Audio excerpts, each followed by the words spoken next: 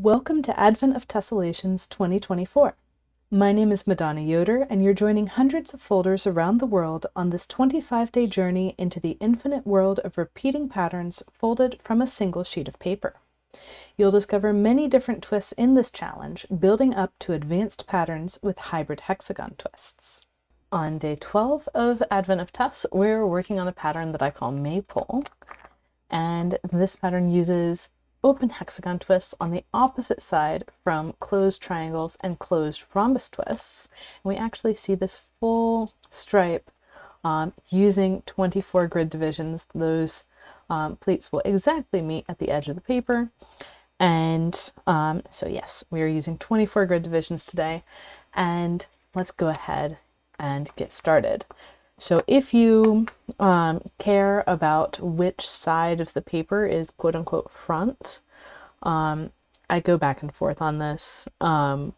For any given pattern, which side is actually the front, which side is the back. It's really two sides of the same pattern.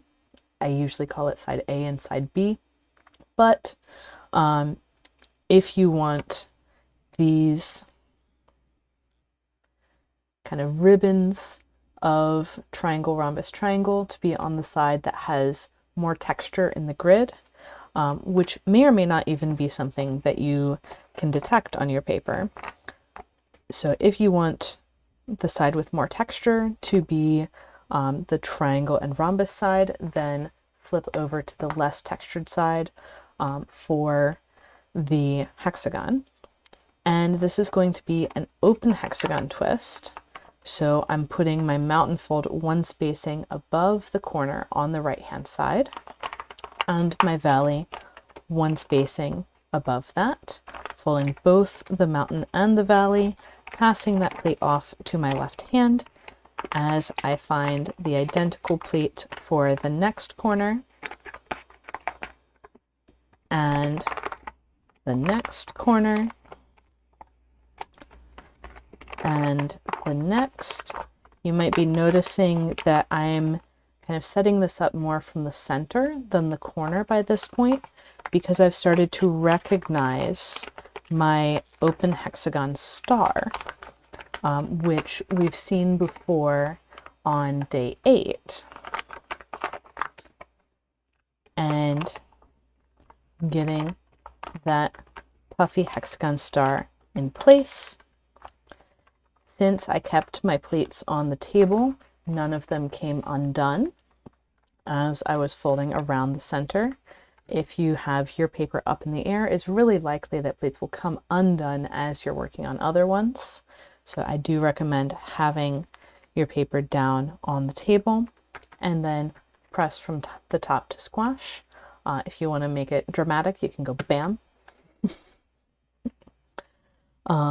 And then use a bone folder or your finger or some other popsicle stickish shaped tool, old credit card, doesn't really matter, to smooth out the twist. And if you're confident that the valleys underneath are on grid lines, also smooth out those other plates. So with the open hexagon twist in place, and by the way, I should say that if you haven't signed up for email reminders, so if you're watching this on YouTube or somewhere else, then go ahead and check out the link in the description, sign up for those reminders, and you can get crease patterns for exactly what folds are added to the grid during the folding process in this pattern. So continuing onwards, I'll flip the paper over, and now we have our lovely open hexagon hole. That's an open hole instead of the closed hole with the closed hexagon. And we are going to be putting in our closed triangle twists next. And the spacing we're going to be using is actually not tube plate spacing. We're doing one spacing more. So our valleys are going to be 2 spaces out from the parallel folded mountain. And our mountains are going to be 1 spacing further than that. These are going to be closed triangle twists.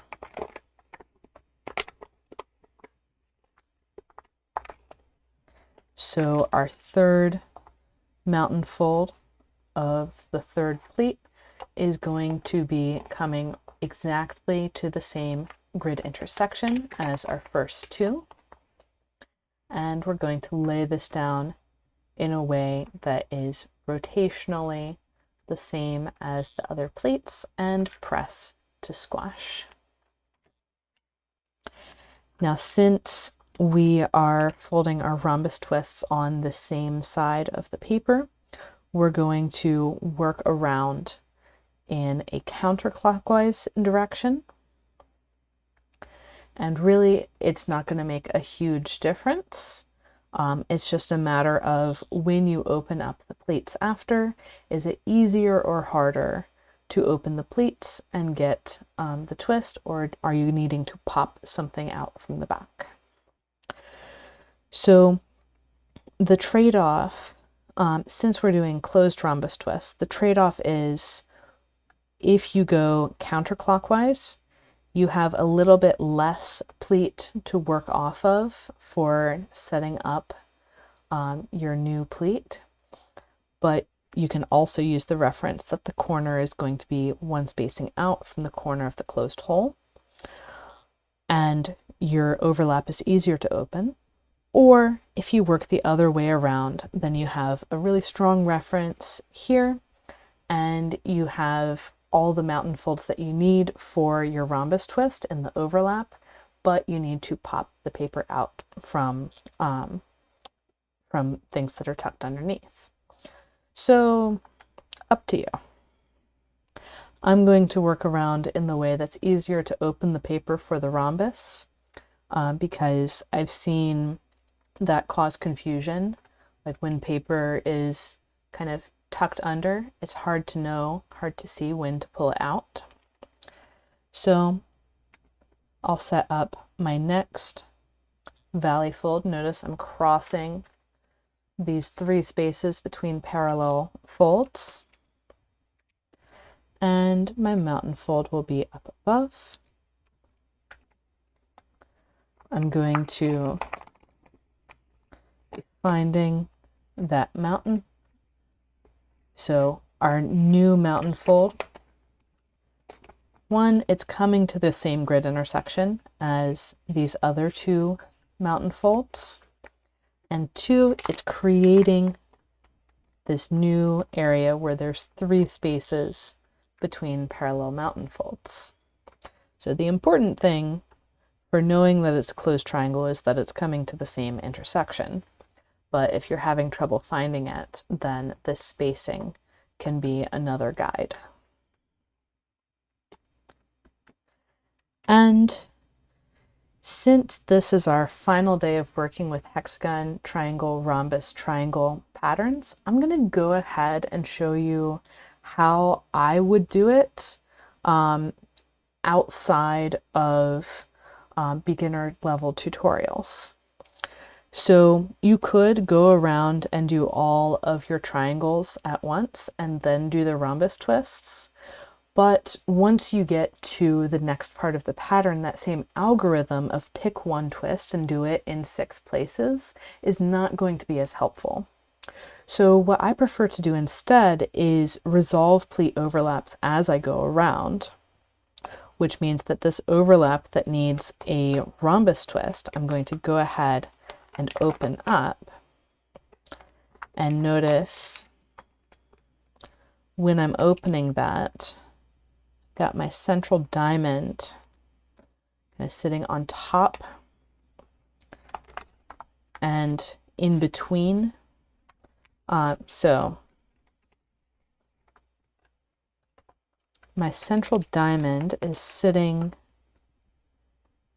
at this grid triangle right in the corner of where those 2 mountain folds are coming together and above the top fold.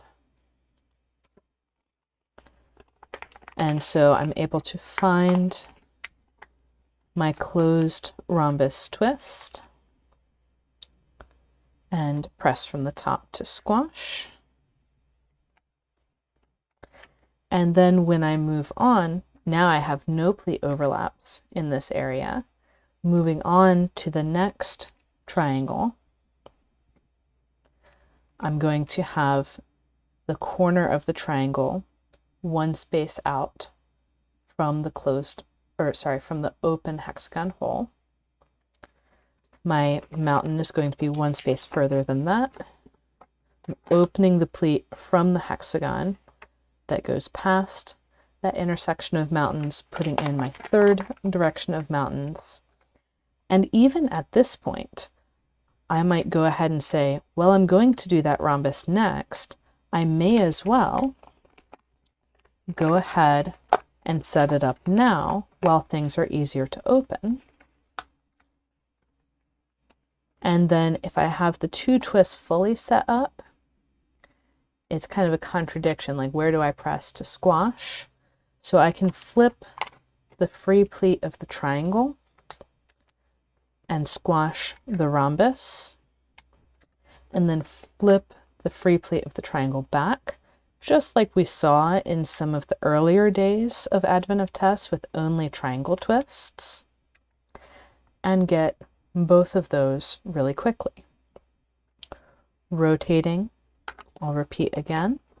So I'm finding the location of the triangle, and since I know already that I'm going to want that to lay down flat while I'm squashing the rhombus, I can go ahead and do that.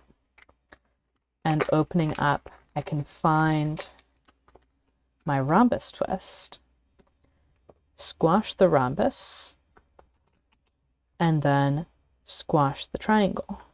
So this sequence is working really well because the triangle and the rhombus are on the same side of the paper, which was not true for the last 2 days. It was true for day 9, but that was also the day we were learning the rhombus twist for the first time. So rotating again, I'm going to find the spacing. Notice the valley fold coming one spacing from the corner of the open hole for that triangle. Set up my third pleat, which erases the pleat coming from the hexagon that goes past the triangle, and then set up my rhombus twist. And again, refer back to the part of the video where I found the first rhombus if this setup is not familiar for you. And squash, and then squash the triangle after I flip that pleat back into position. And now for the final one, if I'm setting up this triangle and I've got that less friendly ordering of pleats, I'm going to go ahead and leave it there for this one just to demonstrate what it would be like if we had done our triangles in the opposite order. And I'll flip the pleat, still not running into any other twist when I flip this pleat, squash the rhombus, then squash the triangle,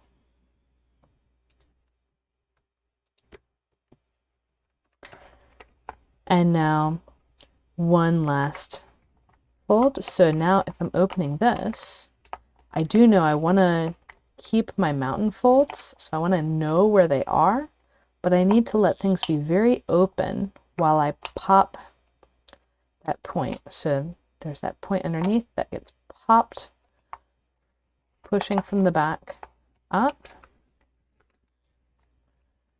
and then we have our rhombus twist in place and squash.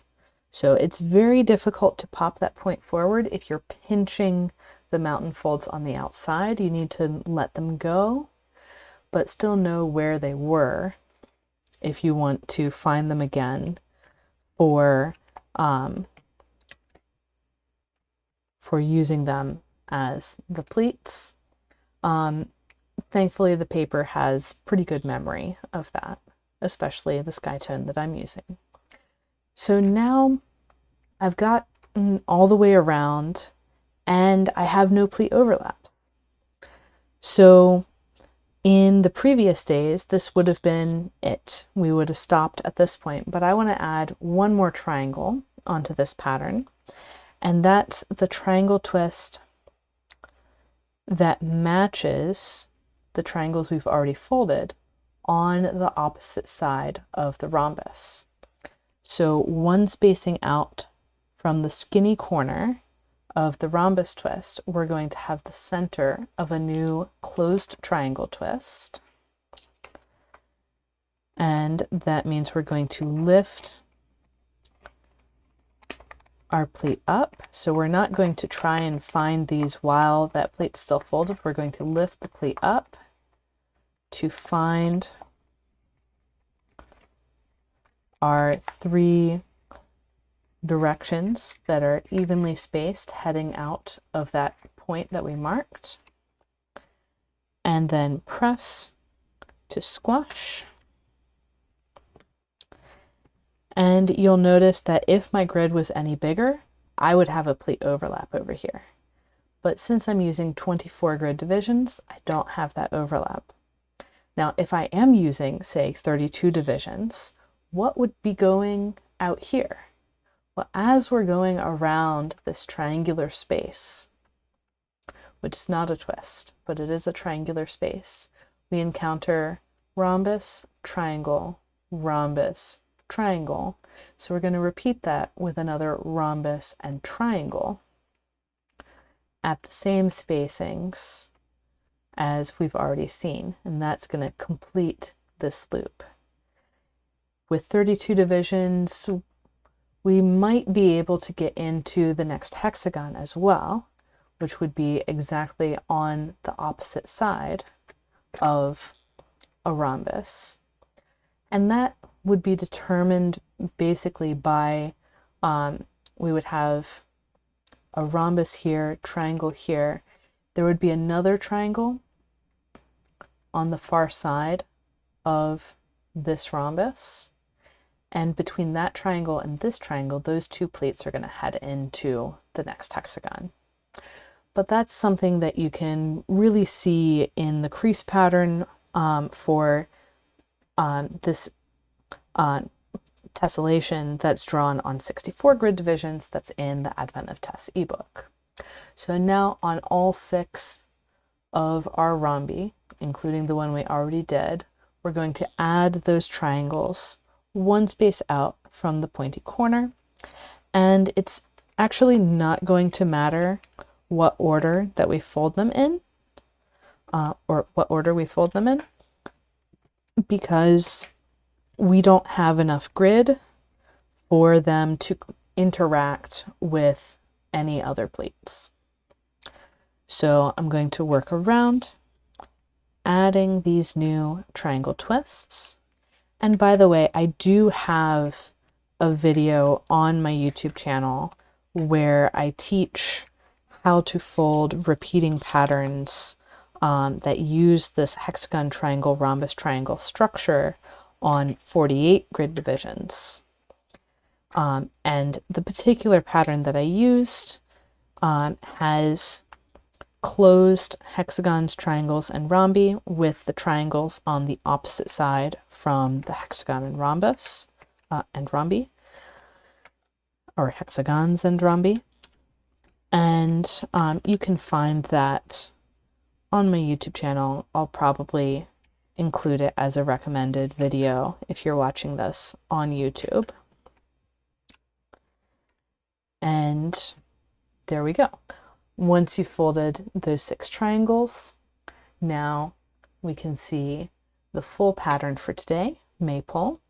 And I do actually have some alternative ways of repeating this pattern in the Advent of Tess ebook this year that get into some fun structures that you don't usually see. And speaking of fun structures you don't usually see, tomorrow's pattern and the next 2 days after that are getting into some unusual structures that I have barely seen anyone else use. This next one, so day 13, is called inchworm because it has these 3 rhombi right up next to each other, forming this little wriggling worm. And so we're going to start with an open hexagon just like today, but then a rhombus is going to be the next twist, not a triangle. We won't hit a triangle until very close to the edge there. So that's what's coming up tomorrow. Make sure to tag me at Gathering Folds when you post photos of what you folded today, and use hashtag Advent of Tess or Advent of Tess 24. And if you're really intrigued by all this talk of the structure that I did today, make sure to check out my Tessellations by Tiles course, where I really dive deep into, okay, what are the possibilities? What are all of the folding tricks and tips for 24 different structures, not just the one that I was talking about today.